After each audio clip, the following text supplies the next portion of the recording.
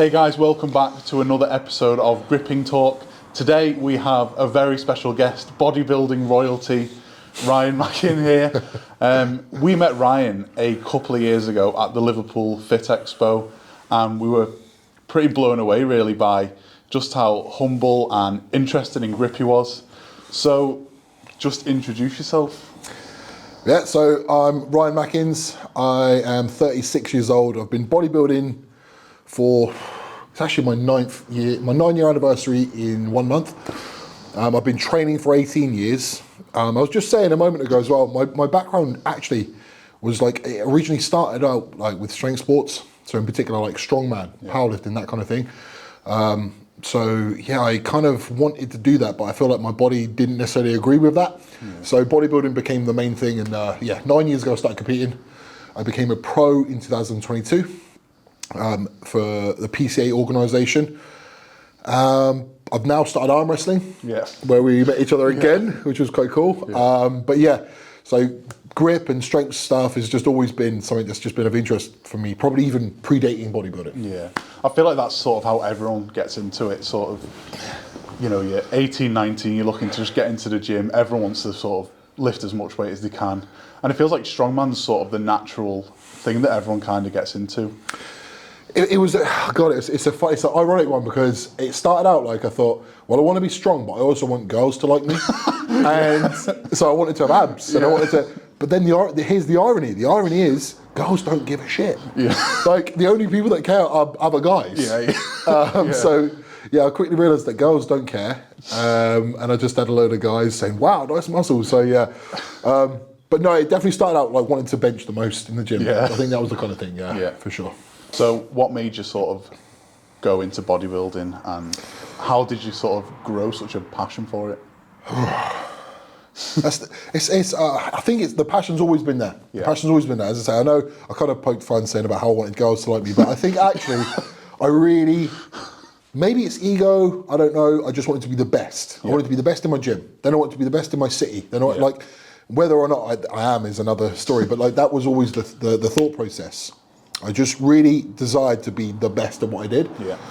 And powerlifting, as I say, strongman powerlifting was the focus, but I kept picking up little injuries. So lower back, knee, pec. I've been so close to tearing my pec maybe 5 times.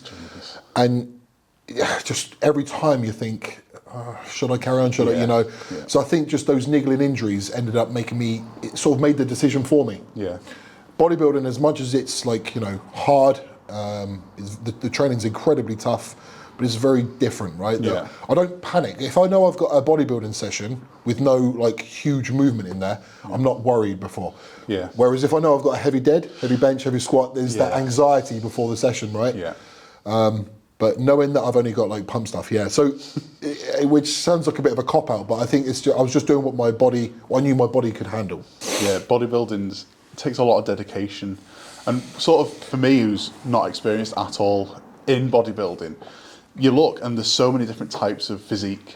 Like there's the guys that just want to get as big as possible. You've got like classic, and then you're like, are you like a hybrid between the two sort of? And that's not you're bang on, by the way, but that's not intentional.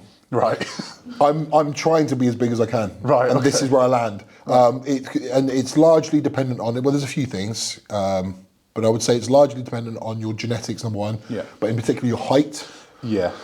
It's very, very, very, very rare to see someone 6'1" and above who's incredibly dense. It's possible, but it's rare. And you'll see that a lot of the big guys that you see, the ones that you just described, they tend to be below 6 foot. Well, that's it. You always see like the short guys and just the widest in the gym, aren't they? Absolutely, like the tall, lanky guys. That's it. And it's, as I say, I'm not trying to. And it's funny as well, you mentioned about classic, and I sit in the middle. I'm not really classic. I don't have that look, but I also don't have the look of the short, stocky guys. So I don't really know where I fit, and this is actually a problem when it comes to competing, because it takes me to a level, and then there's always going to be guys that can just beat me, and I truly believe it's the height. I'm going to reference a guy actually. There's a guy called, you may or may know him, called Jamie Johal. No. He's actually on Gladiators, the new series of Gladiators. Oh, right, okay. So He's now downsized. So how you see him on Gladiators is not how he was 1 year ago. Right. He is, in my opinion, for tall guys, he's 6'5", 6'6". Yeah. He is the gold standard in the world. Right. For tall bodybuilders, he's probably the best. He was. And he pushed the boundaries of how big you could get for that height. He was 300 plus on stage, 300 pounds plus on stage, like with like 5% body fat, like crazy numbers. And even he wasn't able to do it. So it kind of, that's like the writing's on the wall. I know that for my height, there's a ceiling. Yeah. And I'm fully aware of that. So, so it's like, where do I sit? I don't know. I'm still trying to figure that one out. Yeah, if you look at him maybe a year ago, look at his legs. They don't even look human. It's crazy. And if you imagine and he's basically your height. Yeah. This madness. So if he can't do it, I don't really see me being able to. Yeah. That's the truth. And I'm being honest about that. So yeah. How many shows a year do you compete in? Compete in, well, it varies. It depends. I would say probably I've been doing it 9 years, I've done 17 shows, so maybe 2 a year. Yeah. On average, yeah. All right, okay, so how long would sort of a preparation be for those shows? So, do you have a lot of like off season where you're trying to build muscle, I guess? Yep. Yeah, and here's the thing, you need to, it's not as simple as that, and here's why, because you need to be careful about your body. So cards on the table, bodybuilding is very reliant upon drugs. Yeah. Unless you're a natural competitor, and if you are a natural competitor, then you're not going to be in these shows. Yeah. Okay. So it's reliant on drugs. So you need to be timing when you do your drugs. If you're just running indefinitely, you're probably going to run into problems. It doesn't take a genius to work that out. So you need to, when you're in an off season and pushing up food and trying to grow muscle, you're on cycle. And then you need to come off and you need to allow your body to rest and relax. Right. To be sensible. Yeah. Not everyone does. No. I'm sure you're probably aware, like people just run forever. So then you need to come off and then you need to go on prep. To grow significant muscle, you can't really do like, some people do like 2-3 month off seasons. I don't think you could be growing much muscle in that time. Yeah. Growing muscle is a very painfully slow process. Yeah. The one I've just been on now has been 10 months. Wow. And this is fairly typical for people who are quite serious about it. Prep for me, and this is where my genetics do come into play. So I've got very, very, very good genetics for getting lean. Yeah. For losing body fat. My body loses body fat like that. Wow. I don't even have to do cardio. I can just reduce my food a touch, and then that's it. It takes a lot of discipline though as well. Genetics and discipline. Well, this is it. I'm also not a big eater. Right. Even when I was younger, I mean, don't get me wrong, I used to eat cereal every night in bed and I'd have a chocolate bar every day. So it's not like I was like, I was fairly typical, but I never had a huge appetite. Right. I never needed to eat all the time. Yeah. So eating less food is not only is it not hard, it's easy. So you're almost the opposite. You find it hard to eat the food. Yes. Right. Yes. I feel like that's what you see on a lot of the bodybuilding documentaries. It's like the eating part's the hard part for them. Without question. You're getting up in the night, drinking a shake. You're getting up in the morning, you're eating. That's definitely something I've been doing in this last off season. I'd have 150 grams of cream of rice and 6 grams of whey and some peanut butter by my bed. So when I wake up for like 3-4 in the morning to go for a wee, and then straight back asleep again, because I simply wasn't gaining weight. Yeah. I was on 7,000 calories and I was not really gaining. That's insane. So that's why for me the off season is the. Yeah. So when I prep, I would say for me it probably takes 8 to 12 weeks to get stage condition, whereas most people probably 16 to 20. Right. And I think.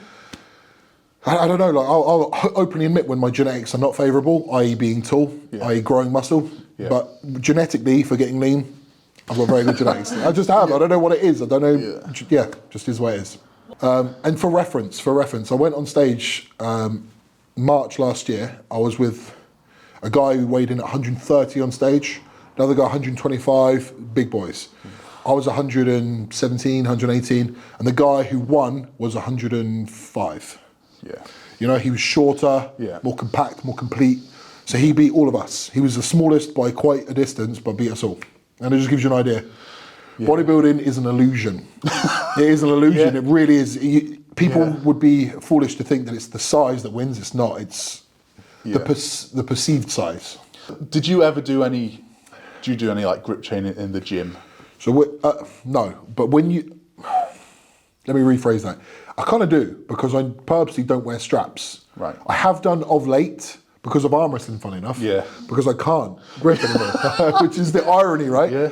But for years and years and years, I never did, and I wanted a good grip. I purposely did. So we used to test ourselves in the gym, my old gym. Right. Axle bar, double overhand, see what we could do and stuff like that. And what's a good score on that, by the way? 180 plus. Oh yeah, I got 230. Oh yeah, that's pretty good then. Yeah. But I never trained it or anything, so I just did it.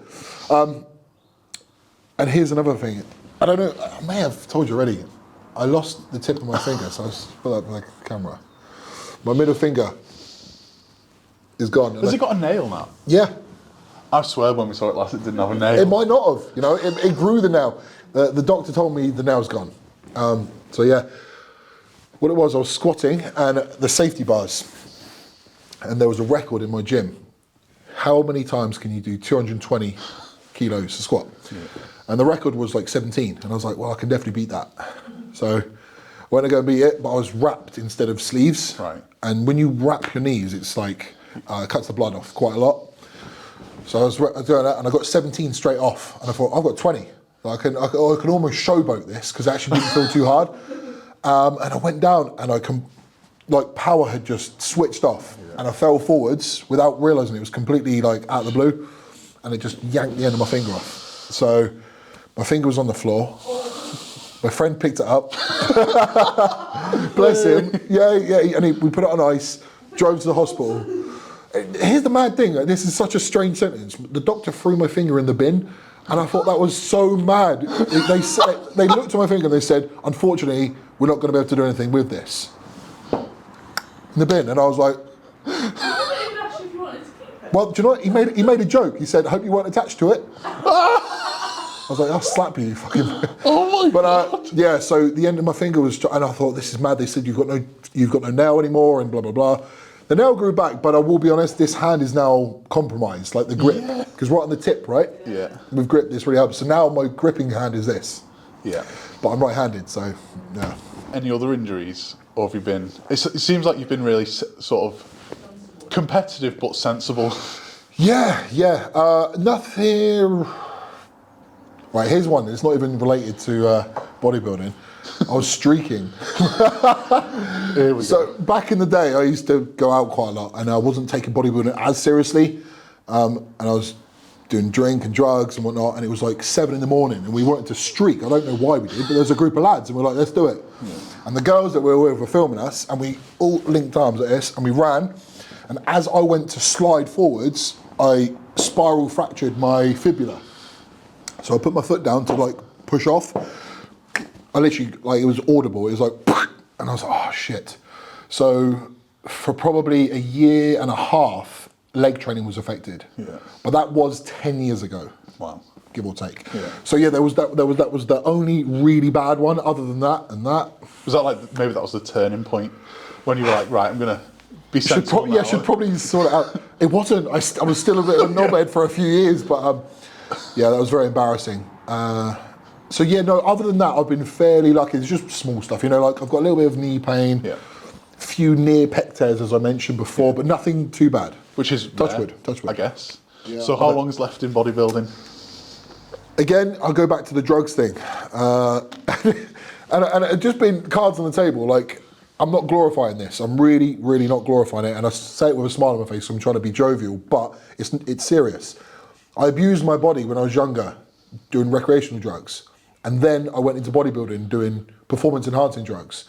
And the reality is, I know that there's a shelf life on it, and I worry about my future, to be totally honest with you. Yeah. In an ideal world, I'd be done within the next few years. Yeah. I don't want to be, but I'm realistic. And every time I do a prep, I feel like I'm taking something from myself. You know, you hear of certain high-profile deaths in their 50s and things like that, and you can't help but think these things. So I'm like, I mean, how much more can I do it? I would probably say another 2 or 3 years, absolute maximum. Yeah, I think it'll be dangerous on the table. I hope so. Yeah. Right, should we do some training? Let's do it. Let's do it, come on.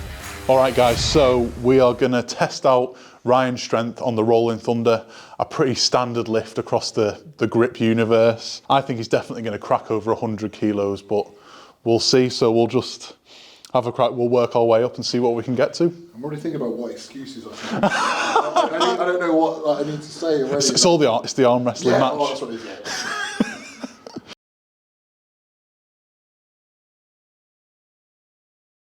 Good training for this, literally just doing it. Yeah. Specifics. Yeah, it's just general lifting really. So it's your crush grip, which is that you're crushing. So it's holding on, like doing double overhand deadlift, rows, any sort of like, I guess shrugs with dumbbells, even curls. I guess you're holding the handle. That's all going to help your thick bar stuff and having big hands as well. Yeah. That's how big are yours?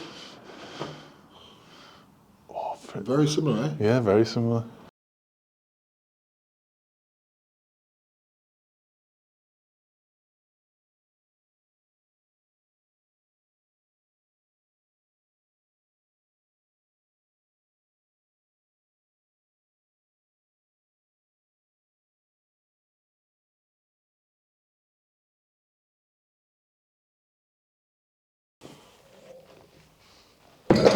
This feels all right. Easy. Good technique as well. Find a lot of people, like gym guys, I guess you'd say, they'll come up to it and they'll stand like this and they'll just try and like, you know, kind of bully it up or lift trying to do it with their arms. You're engaging your legs as well, which you need. Yeah, the way I'm trying to view it, and you can tell me right or wrong, is that yes, like I want to almost be in position and just lift. Literally, yeah. Like so, this doesn't. Your arm's not rowing it up. You just, yeah, that's it. Perfect. See, yeah, it felt heavy. Oh no. You'll get it. Oh no. You got it. You got it.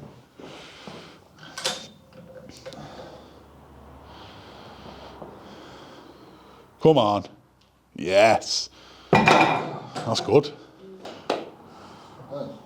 Right.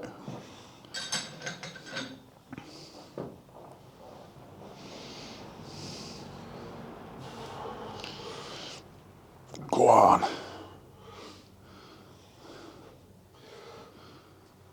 No. Right, let's get my favourite out. Pinch, again, is a pretty staple event in all grip competitions, isn't it? This one's extremely weathered, as you can see, so everyone loves coming to the shed because they always get massive numbers on it because it's got so much chalk on it.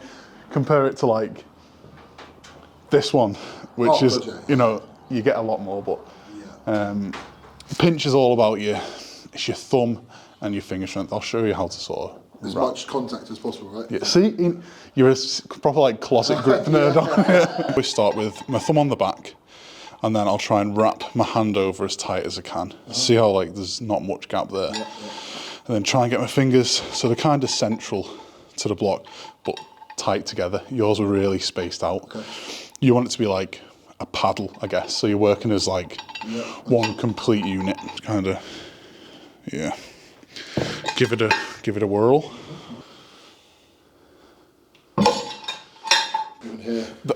Yeah, this is where everyone in this, even all aspects, but apart from climbers, they're not too bad at pinch, but they still struggle with it because it is such a thumb-heavy movement. Kind of like no one's training the thumb, are they? You know.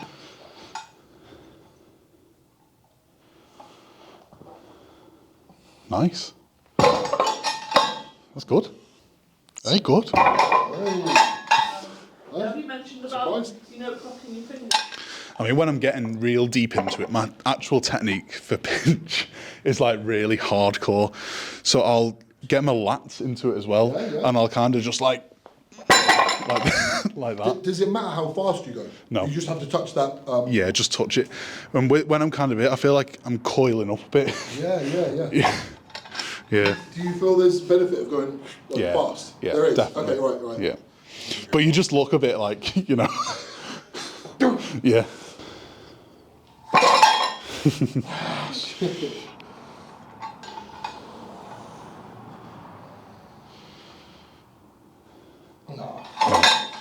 Bloody pinch. This is where we find like the grip nerd life. It's always on pinch and the smaller implements. Yeah. But the thick bar stuff where more body strength comes into it. Sure. That's what, yeah. Yeah. 1 all. 1 all. Hand grippers. The penultimate challenge is the hand grippers. I'm gonna give this over to Ryan, have a little look at his technique, and then we'll see how far he can get. So, the number 1. This should be easy, right? Yeah. I've gone on to my funny man for this one.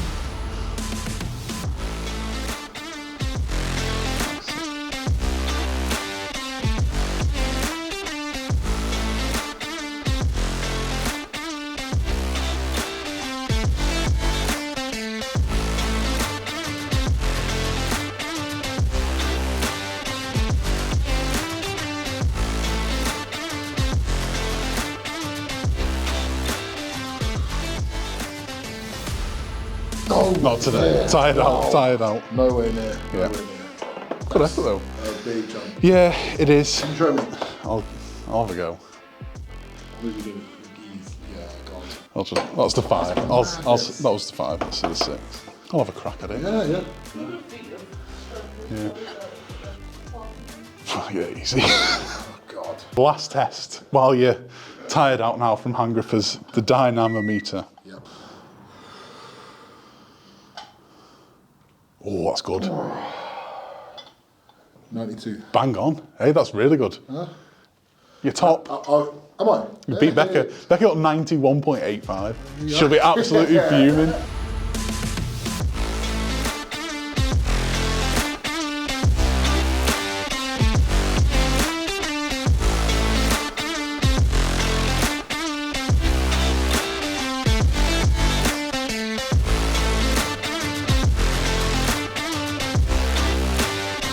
So I've got one final question for you. If you could give your 16-year-old self one piece of advice, what would it be? I've got like a sensible answer and then a proper answer. See, Craig had this as well. He gave us one for lifting and one for general life. But Okay, interesting. yeah, I'll do the same. For general life, this is relative. So it's obviously relative to me. yeah, Don't waste years doing drugs with people that aren't going anywhere. Yeah. So basically, surround yourself with good people. Find the thing that you're passionate about. Which, do you know what? Funny enough, I knew I was passionate about all of this. yeah, I just didn't have the right circle. yeah, So I probably wasted until 16 to 26 of just doing the wrong thing. So Yeah. find your passion, follow it early. Yeah. Like, I'd like to know where I could have been if I had done that. yeah. Man, like 10 years of my life. You could be on Gladiators instead of Giant. Yeah, exactly that, exactly. So for life, the thing that you're passionate, because as I say, I knew, would be that. And then the other one would be, I don't know, maybe I wouldn't change anything at all and just allow yourself to make the mistakes. Yeah, Because I think that's actually really valuable in itself. definitely. You know, like the fact that it wasn't perfect, the fact that I made a load of stupid errors, there's some value in that. Yeah, And even with my business now, I feel like I'm slightly more relatable to people Yeah. because it wasn't always athlete. It was normal guy making mistakes, Yeah. then athlete. And it's kind of relatable. So in a way, I kind of think, don't change at all. yeah. It's good life experience. Yeah, I think so. I think that's a great answer as Yeah, well. yeah. Right, well, thank you very much That's for all, man. coming Thank on. you, mate. It was Thank you. a pleasure. I appreciate it. Thank you. All right, guys, thank you very much for watching, and we will see you soon.